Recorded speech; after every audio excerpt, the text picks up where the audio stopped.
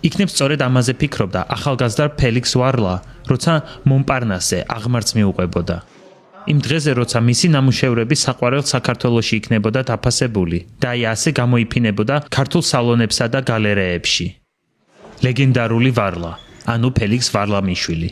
უდიდესი მხატვარი, რომელმაც აღიარება ჯერ უცხოეთში მოიპოვა, იქ გახდა სასურველი და მხოლოდ შემდეგ ჩამოვიდა საქართველოში მისი ტილოები.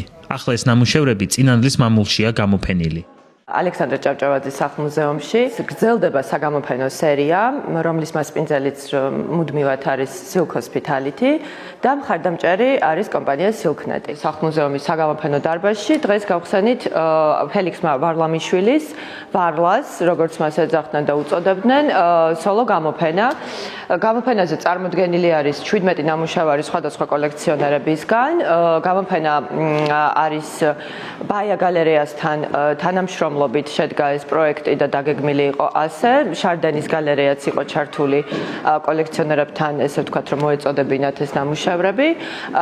ვფიქრობ, რომ ამ დარბაზში ძალიან კარგად კამერულად და ესეთი შეკრული ექსპოზიცია არის. ფელიქს ვარლამიშვილის ნამუშევრების უმრავლესობა პარიზშია შექმნილი. მან საქართველო 1928 წელს დატოვა. მაშინ მხატვარი 25 წლის იყო. ჯერ სტამბოლში ცხოვრობდა რაღაც პერიოდი. შემდეგ კი საფრანგეთში ჩავიდა. მხატვრის ძმისშვილი ამბობს, რომ მისი გამგზავრების შესახებ ოჯახმა მხოლოდ წერილის მეშვეობით შეიტყო.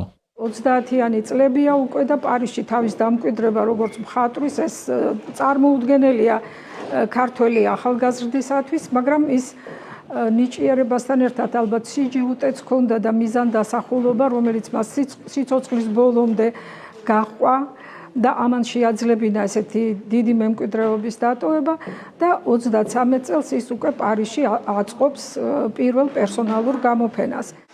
ყველა ჩემს სურათს საქართველოს სიყვარულით ხატავდიო, ამბობდა ვარლა. ასე შეიქმნა მისი განუმეორებელი სტილი, რომელსაც აღიარებენ და დღემდე სწავლობენ ხელოვნების მცოდნეები.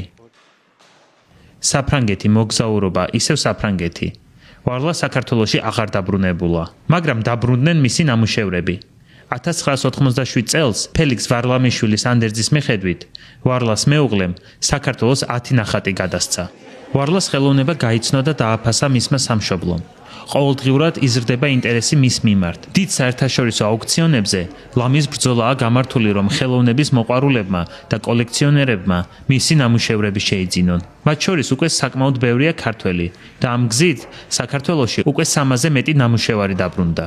ამდენი ნამუშევრის საქართველოში დაბრუნება ჩვენთვისაც მართლა წარმოუდგენელია და მე ძალიან დიდი მადლიერება მინდა გამოთქვა ყველა იმ ქართველი ხელოვნებაცოდნის თუ კოლექციონერის მიმართ, რომლებიც აუქციონებზე იძენენ მის ნამუშევრებს და უკვე საკმაოდ დიდი რაოდენობაა საქართველოში დაცული და ეს ნამდვილად ჭეშმარიტად დაბრუნებაა. ფელიქს ვარლამიშვილის შემოქმედება ერთგვარად აერთიანებს ქართულ და ფრანგულ სახელოვნებო ტრადიციებს. კულტურათა შერწყმა, რომელიც მის შემოქმედებაში იგრძნობა, განსაკუთრებულ ხიბს აძლევს მის ნამუშევრებს. ყველა ნამუშევარი, რაც არის წარმოდგენილი, გამოხატავს ამ მხატვრის ძალიან დიდ სიყვარულს საქართველოს მიმართ და ძალიან საინტერესო სტილს, გამორჩეულს, რომელიც მაშინვე იცნობთ ფელიქს ვარლამიშვილის ნამუშევრებს.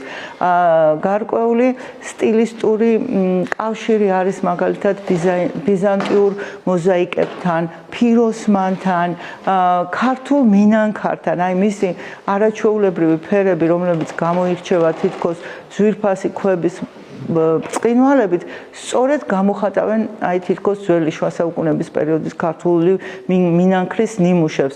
უცნაურად გავს ის პეტრე ოცხელის სტილისტიკას, რომელიც სრულიად განსხვავებულია მისგან აი სწორედ სტილიზირებული ფორმებით და რაც მინდა აღვნიშნო, რომ ეს არის მხატვარი, რომელიც აი ჩვეულებრივ ზოგჯერ რუტინულ სცენებს ცხოვრების აძლევდა ძალიან სადღესასწაულო ელფერს. ეს არის მხატვარი, რომელიც აი სიცოცხლეს გამოხატავდა მის ყველაზე საუკეთესო სადღესასწაულო ფორმით და მისი ხელოვნება გამსჭვალული არის აი ამ ჰუმანისტური იდეებით და ალბათ ეს არის ძალიან დიდი საგანძური, რომელიც ახლა საქართველოს უბრუნდება და ეს გამოფენაც ერთი პატარა ნიმუშია აი ამ საგანძურის. წინანდლის მამულში გამართულ გამოფენაზე ფელიქს ვარლამიშვილის 17 ნამუშევარია წარმოდგენილი. მათ შორის 3 ნამუშევარს პირველად იხილავს ქართველი დამთვალიერებელი. აქ არის კერძო კოლექციებში დაცული 1930-იან წლებში შექმნილი ქართული დღეობა და უფრო გვიანდელი ქართული ქორწილი და ტროას ცხენი. ზოგადად წინანდლის მამული გვანებივრებს ესეთი კარგი გამოფენებით.